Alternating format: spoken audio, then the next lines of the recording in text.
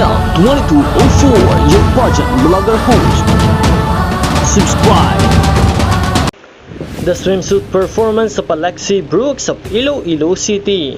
Nagkaroon man ng konting aberya sa simula, ngunit naitawid ng maganda at flawless ni Miss Iloilo City ang kanyang swimsuit performance.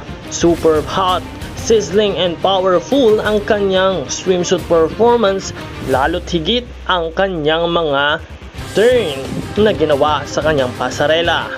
Dumagundong ang Mall of Asia Arena dahil sa sobrang ingay ng mga taga-suporta at sigawan ng lahat ng mga manonood nang makita ang napakagandang swimsuit performance ni Miss Alexi Brooks. Matapos nga ang swimsuit performance ay i-announce na ang top 10 semi-finalists. Maraming salamat sa iyong panonood. Kung hindi ka pa nakaka-subscribe, pindutin na yan dahil magiging updated ka sa Miss Universe Philippines Coronation Night happenings. Maraming salamat.